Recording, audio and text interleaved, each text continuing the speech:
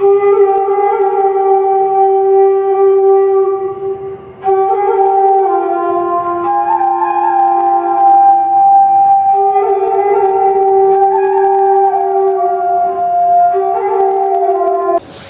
mu'alif rahimahullah, qala dawuh al-imam al-ahmad Asy-Syaikh Ibnu Athaillah Sakandari dalam kitab Inqadul Imam, kurang lebihnya sebagai berikut. Man asbata li nafsihi tawaddu'an fa huwa mutakabbiru haqq idz laisa tawaddu'u ila an rifa'atin faman famata asbata li nafsika rifa'atan fa anta mutakabbiru haqq. Artinya kurang lebihnya sebagai berikut. Siapa yang merasa diri bertawadhu, maka berarti ia benar-benar sombong.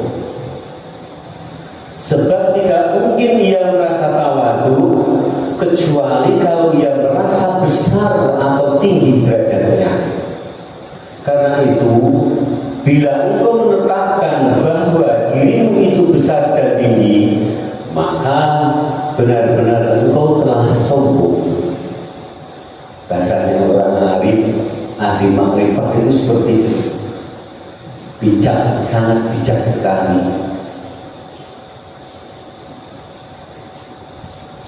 Maka apabila engkau menetapkan dirimu bertawadhu, merendah diri, yakni padahal engkau itu seorang besar dan tinggi, maka itu berarti engkau benar-benar telah sombong, mutakabbiru haqq. Maksudnya Syekh Ibnu Athaillah seperti itu. Tawadhu itu kedudukan yang sangat tinggi derajatnya di sisi Allah.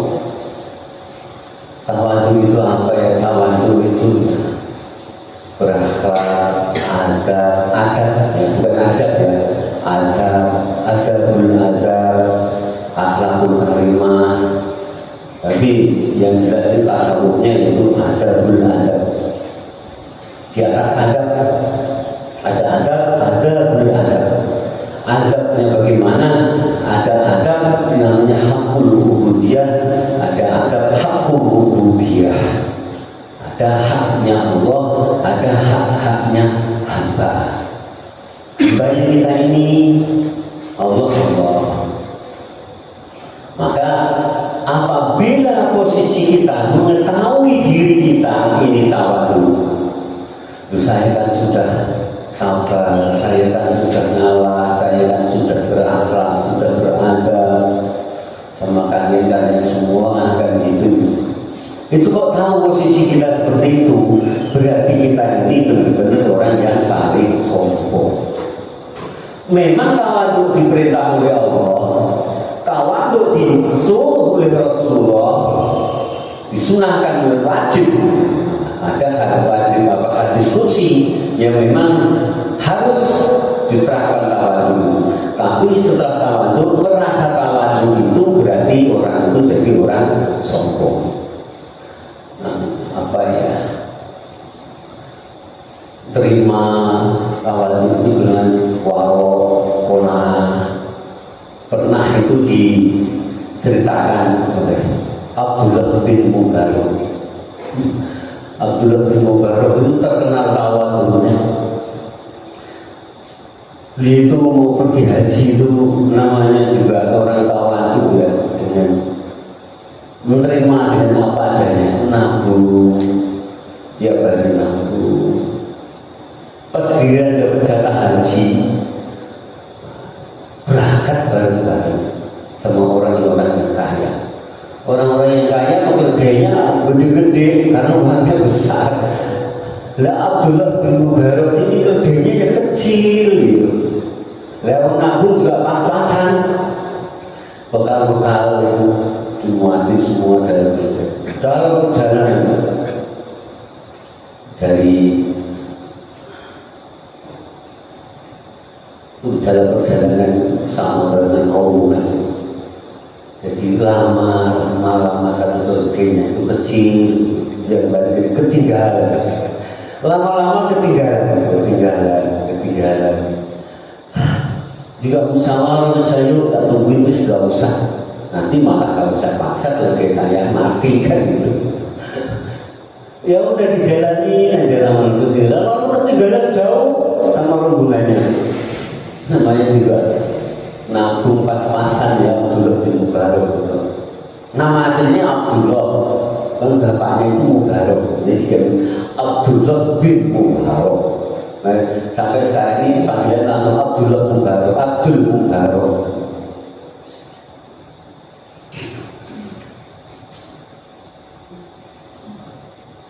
Setelah ketinggalan itu begini, ya Allah, kalau dia tak rasa nanti malah mati di jalan, nggus-ngusan. Akhirnya itu ada seorang syarifah. Seorang syarifah itu seorang perempuan yang memang arif pakai cadar. Itu ketemu orang perempuan syarifah itu. Perempuan itu lagi motong-motong bangkai gitu. Bangkai itu dipotong-potong. Lalu ditanya oleh Abdullah bin Mubarak, "Ya Tuhan, ini bukan bangkai, ini haram." Menurut Tuhan memang haram, tapi menurut saya tidak. Jawab seorang perempuan. Lalu bertanya Abdullah bin Mubarak, ini masalah agama, tidak mau perempuan mau laki, kalau haram ya haram.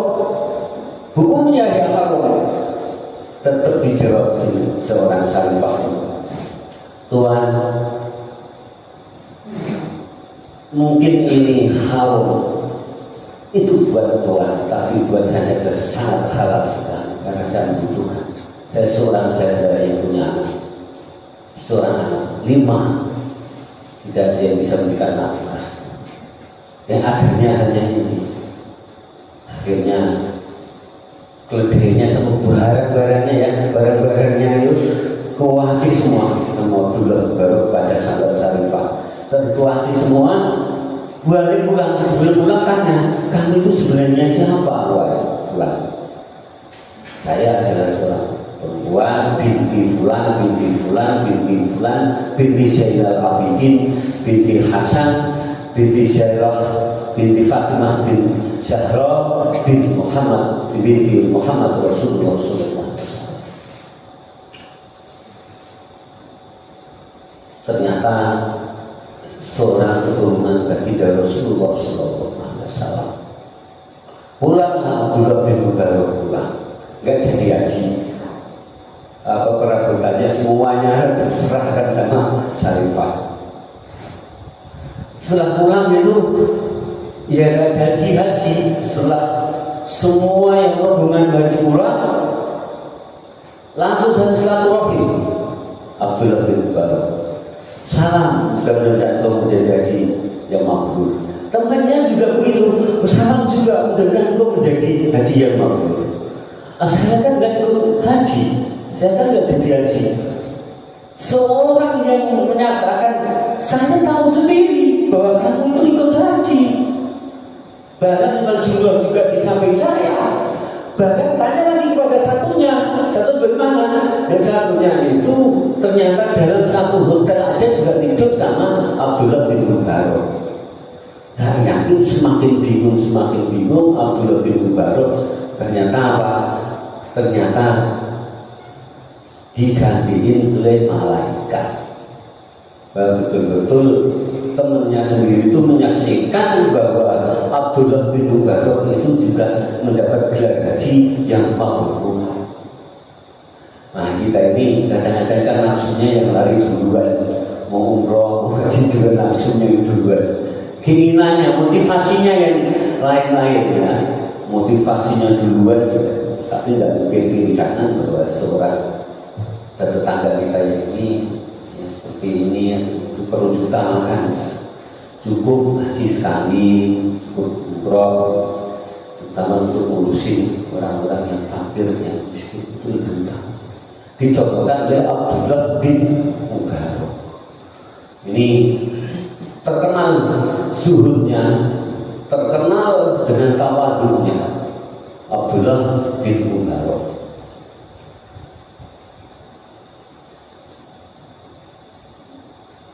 Seseorang yang merasa tawadhu itu disebabkan dia merasa besar tinggi. Karena orang itu tawadhu itu kan derajat tertinggi. Nah, kita ini merasa sudah tawadhu ini loh. Berarti kita ini sebenarnya yang paling sombong. Jadi orang tahu posisi diri kita tahu itu berarti ini dikecam oleh Allah Subhanahu wa Ta'ala bahwasanya siapa yang sombong, siapa yang takabur, siapa yang memakai baju Allah, pakaian Allah, sifat khususnya Allah, Allah Maha Perkasa, Al-Aziz, ya kan? Allah yang kuat. Ini sampai mengambil hak Allah, baik itu kiai, baik itu ustaz, baik itu orang umum, baik kita sendiri mengambil haknya Allah yang sifat khusus itu, awas kita akan dilempar oleh Allah ke api neraka. Hanya Allah lah yang sombong, punya sifat maha kuat. Kita lemah, kita harus seperti itu. Hanya Allah yang mampu segala-galanya menciptakan makhluk. Kita tidak mampu. Ini harus kita doain, kita hina.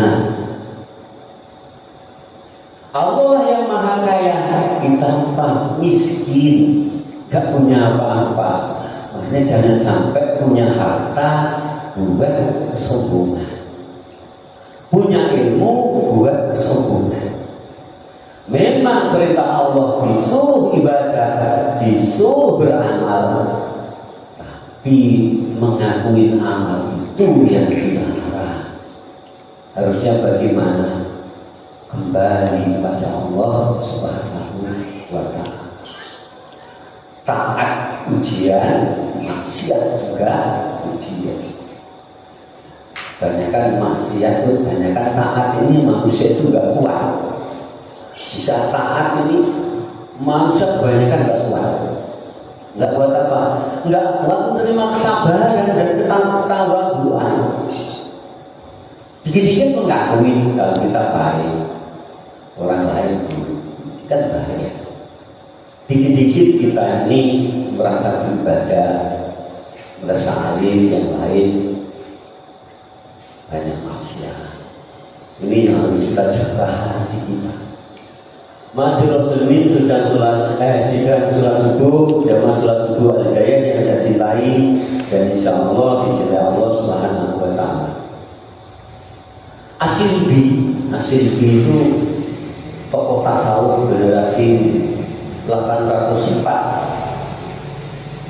sampai 874 itu bilang begini, laisal mutawadi'u ladzi idza tawaddu'a ra'anahu fa mana'a walakinnal mutawadi'a idza tawaddu'a ra'anahu dunan mamadaduna. Bukan orang yang tawadhu itu seorang yang bila bertawadhu lalu merasa bahwa ia telah mengalah dan merendahkan diri.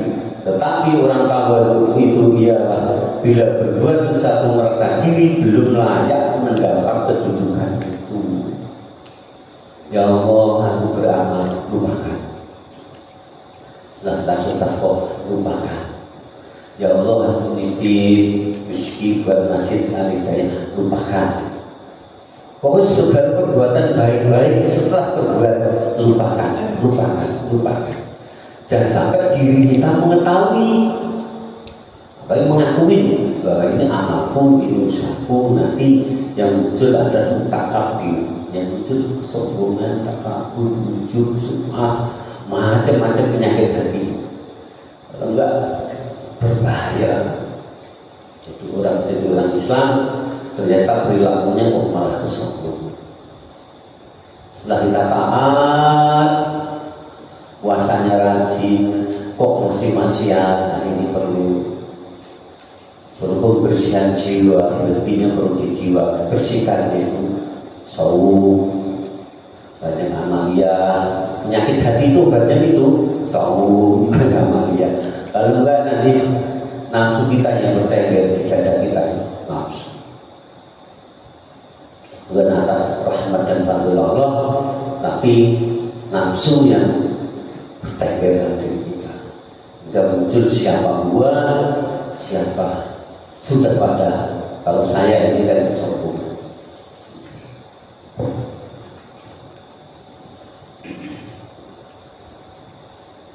Siapa yang merasa diri berharga, maka dia tidak tawadhu. Itu merasa diri mulia, menurut kita berharga, ada harganya mahal. Itu berarti kita tidak tawadhu. Abu Sulaiman Ad-Darani berkata, seorang hamba tidak bertawadhu pada Allah hingga mengetahui kedudukan dirinya, letak dirinya. Pokoknya kalau kita posisi tahu keadaan diri kita di mana, beramal, bersedekah, ini pasti yang muncul bukan tawadhu. Bukan tawadhu. Tawadhu itu setelah berubah tadi lupakan. Jadi nafsu itu langsung kembali kepada Allah. Ya Allah, kepada Allah. Kelihatannya berubah baik, tapi yang muncul kok malah kesombongan. Ini yang sangat berbahaya sekali. Al-tawadhul haqiqi huwa ma kana nasyi'an an syurudil azamati wa tajalli sifatihi. Hakikat tawadhu yang sesungguhnya ialah yang timbul karena melihat, memperhatikan kebesaran Allah. Jadi segala sesuatu yang kita lakukan itu sadar bahwa ini anugerah darimu ya Allah. Aku bisa beribadah, saya bisa beramal, bisa sedekah, itu atas ulbi fadlillahi, semua itu atas rahmat dan fadlmu ya Allah. Kalau enggak ada nafsunya yang muncul duluan, wajah di mana-mana bertengger. Ya, semakin taat makin semakin kayak padi. Padi itu kan tumbuh hainan namanya, dijelek-jelekin juga, ditutup mendoakan, dihina-hina tetap mendoakan. Abdullah bin Mubarak itu tidak pernah menunjukkan dirinya seorang alim sederhana, betul-betul mengikut Rasulullah. Hainan, dia dimaki, dia tetap tenang, dia disanjung tetap tenang. Tetangganya Abdullah bin Mubarak itu kan orang Yahudi. Tetangganya itu orang Yahudi. Itu punya rumah itu kurang lebih, kalau zaman dulu itu kurang lebih itu harga 10 juta. Lalu dijual itu 20 juta sama orang Yahudi. Semua tetangga itu marah. Marahnya kenapa? Harga pasaran itu hanya 10 juta, kok dijual 20 juta? Nah, orang yang pintar, pintarnya bagaimana? Yang 10 juta itu harga tanah dan bangunan, dan 10 juta ini karena bertetanggaan dengan Abdullah bin Mubarak. Itu sampai tetanggaan itu sampai dijual sama orang Yahudi. Kenapa? Ya selama saya puluhan tahun, ya orang Yahudi sama Mubarak puluhan tahun tidak pernah namanya dikontrak atau dikomplain sama Abdullah bin Mubarak. Terus ada apa ya, nggak pernah namanya aja. Ngurus ikut campur, nggak punya makanan, kalau masak enak juga diantar. Ya Abdullah bin Mubarak itu masih terkenal itu sampai sekarang. Sampai punya tetanggaan itu sampai dijual harga sama orang Yahudi paling terkenal. Dan Abdullah bin Mubarak itu pernah ngawal seorang raja. Dia itu menghamba budak, jadi budaknya seorang raja. Itu seorang raja punya seorang putri yang cantik luar biasa. Semua raja diundang. Untuk apa? Untuk menjadi menantunya seorang raja itu, permaisuri putrinya. Kalau zaman sekarang ya Nyimas Ratu gitu. Semua raja itu datang sayembara. Siapa yang paling tinggi ilmunya akan dinikahkan dengan Nyimas Ajeng Sumaritan. Semua sayembara Pak, datang semua raja. Dan datang semua raja ditolak tidak, diterima belum. Masih saking usianya seorang raja karena putrinya banyak sekali orang yang melamar itu. Akhirnya seorang raja itu pengen represi. Pusing saya, Abdullah punya, saya kan punya budak namanya Abdullah. Coba Pak Abdullah, ya Muhammad, iya Tuhan, saya pusing Abdullah. Memang gerangan ada apa Tuhan? Muhammad pusing karena punya istri banyak yang lama, tapi belum sesuai dengan kriteria. Akhirnya Abdullah ayo jalan-jalan dulu. Dulu kan kamu tak suruh nungguin kebun, punya kebun. Yang Abdul Mudarok itu disuruh nungguin kebunnya, pohon-pohon anggur banyak sekali. Jalan-jalanlah di taman itu sama Abdullah bin Mudarok. Abdullah, aku ingin anggur itu diambilkan. Saya dicicipin, asem Abdullah, asem. Saya emang nggak tahu Tuhan. Terus ambil satu lagi, kok ini manis Tuhan? Ini manis Abdullah. Lagi itu saya emang belum tahu. Abdullah, kamu di sini kan tak suruh jagain tanaman anggur yang begitu banyaknya. Kok kamu rasanya aja nggak tahu? Kok saya sepengin aja kok gak syukur kamu ambilin hingga itu asam kamu suguhkan kepada saya. Saya belum pernah ngerasain Tuhan. Karena di sini tugas saya cuma jagain pohon anggur, dan belum pernah saya nyicipin anggur itu. Memang kenapa? Dibalik sama Abdullah, tugas saya cuma jagain. Langsung seorang aja itu gile-gile, kok ya ada manusia ini. Dan gitu, Abdullah, tenang aja Abdullah, diajak pulang lagi Abdullah. Akhirnya Abdullah, aku kan punya putri, kan tahu sendiri, Nyimas Ratu Sumaritan. Oh iya Tuhan Maula, bagaimana kalau kamu saya jodohkan? Jangan gitu Tuhan.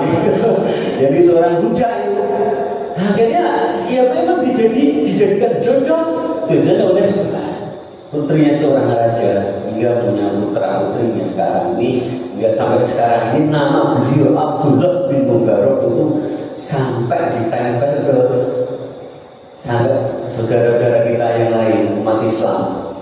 Makanya kalau sudah ada nama Abdullah Mudarok, saking pinginnya mendapat barokah dan manfaat dari Abdullah bin Mudarok. Saking pinginnya anaknya ahli tawadhu. Kita punya anak sampai dinamakan Abdullah bin Mudarok. Itu benar-benar itu bisa nyata. Lalu Abu Yazid Al-Bustami juga tahu. Abu Yazid Al-Bustami itu abad generasi ketiga ya. Seorang pakar tasawuf. Abu Yazid Al-Bustami itu lahir di Iran dan wafat juga di Iran. Itu begini jauhnya. Selama orang itu merasa ada orang yang lebih jahat daripadanya, merasa dirinya itu jahat. Kok kita ini merasa melihat orang lain itu lebih jahat daripada diri kita? Ya Abu Yazid itu sampai mengatur bahwa saya itu orang paling jahat. Terus kita melihat bahwa ada orang lain itu yang lebih jahat, itu juga bukan takwaan Tuhan. Sampai seperti itu. Saya nyampe, ya karena betul-betul pelata kaya tidak kelihatan kayanya. miskin tidak kelihatan miskinnya, ahli ibadah tidak kelihatan ahli ibadah. Terus ini bermakom yang tertinggi. Harga diri itu sudah tidak jauh dilimpah buang, jauh-jauh tidak ada. Yang ada cuma memandang Allah, bahwa Engkau ya Allah yang Maha Kuat, Engkau yang Maha Perkasa, punya harta juga itu, Engkau yang Maha Raya. Saya tidak mampu apa-apa ya Allah. Ini saya juga diproses kayaknya ke makom tawadhu. Saya bergaji, masih senang dengan sanjungan atau masih menolak maki-makian, tidak suka, sering muncul pada diri kita. Disanjung, dimaki, disanjung, dimaki. Selagi harga diri ini kita masih mengetahui harga diri kita masih jauh dari tawadhu. Salah seorang ulama besar itu seperti ini, diundang sama tetangga lagi hajatan, punya hajat, panggilkan Syekh Ahmad Arifai, dipanggil Syekh Ahmad Arifai, datang ke rumah. Ngapain kamu kesini? Padahal diundang. Diundang itu, aku nggak undang kamu. Ya, wajahnya juga nggak cemburu, juga nggak sedih. Balik pulang. Saya Ahmad Arifai, bener-bener balik pulang. Kita nyampe rumah, utusan tetangganya lagi, tolong panggilkan namanya Rifai. Panggil lagi bener, Pak, jenengan diundang untuk hadir tasyakuran. Datang lagi Pak, luyur datang tempat berjata di tasyakuran. Sampai situ di omel-omelin lagi sama yang punya rumah, Tuan Hajat yang manggil. Kamu datang lagi? Ngapain yang undang kamu siapa? Iya balik lagi. Nah wajah juga gak cemburu. Sampai 3 kali Pak panggil. Kok ya bulan dari. Kalau sampai dipanggil sekali terus ditolak dan saya pembawa golok. Nah ini saya cerita ini. Terakhir kali ini dipanggil lagi sama putranya, diundang untuk meminta tasyakuran. Datang lagi Syekh Ahmad Arifai. Lalu terakhir kali ini ditanya, Pak Syekh Ahmad Arifai, ada apa? Sampai 3 kali bapak saya datang dan tidak marah sama saya. Caranya belajar ilmunya itu dari mana gitu. Saya ditanya Syekh Ahmad Arifai, jawabannya itu apa? Saya itu belajar itu harga diri saya lebih mahal anjing itu Pak daripada diri saya. Saya Arifai, harga diri saya lebih mahal anjing itu Pak daripada saya. Ceritanya bagaimana? Anjing itu kalau dipanggil kasih makan lipat daging nanti lah datang Pak. Tapi setelah kita lewat, tapi kita panggil lagi, datang lagi. Kita lempar pergi, nanti juga pasti datang lagi. Jadi posisi saya ini mahalan anjing itu harga diri saya daripada diri saya itu sendiri. Itu Syekh Ahmad Arifai. Dari tawadhunya Syekh Ahmad Arifai dapat anugerah, dapat karomah, bisa salaman langsung oleh baginda Rasulullah SAW. Waktu haji bisanya langsung diberi karomah Syekh Ahmad Arifai, langsung bisa sholat, bertemu langsung pada Rasul, tangannya Rasulullah, berjabatan langsung, hingga sampai ini mendapat sebagai seorang mursyid thariqah, namanya thariqah Arifaiyah.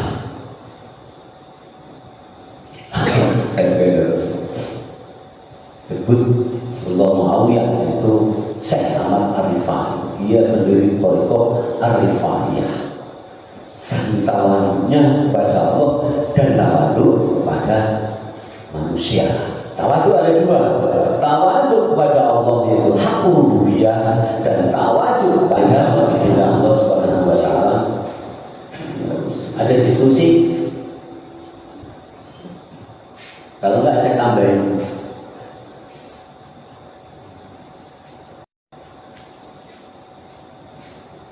Kalau enggak ada diskusi saya tambahin. Berarti sudah bisa semua ya.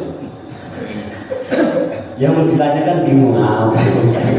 Bingung. Berat banget. Penjelasan dengan tindakan belum. Wujud Allah itu ada, dan itu adanya Allah. Kalau masih bertempat bukan Allah, kan itu. Coba renungi. Kalau masih bertempat bukan Allah, karena tempat itu yang menciptakan Allah. Mari kita bayangin duduk di kursi di sebelah ya berarti bukan Allah. Intinya Allah itu tidak usah kita bayangkan, tapi Allah itu kita yakin lebur wa hakul yakin adanya Allah. Gitu ya. Jangan sampai memahami itu salah, memahami Allah duduk sana kuasanya, porsinya besar, itu bukan Allah berarti. Kalau masih bertempat berarti bukan Allah. Ruang dan waktu itu ada makhluk, itu adalah ciptaan Allah. Berarti kalau masih itu berarti bukan Allah. Ya Allah habis. Wah Allah itu tahu terus dan mati Allah. Jemaah yang saya cintai dan insya Allah dicintai Allah Subhanahu wa taala. Kira-kira di sini ya siap banget ini. Kiranya mohon maaf atas kekurangan dan khilafan. Taufiq wal hidayah wal inayah ihdinas siratal mustaqim. Wassalamualaikum warahmatullahi taala wabarakatuh.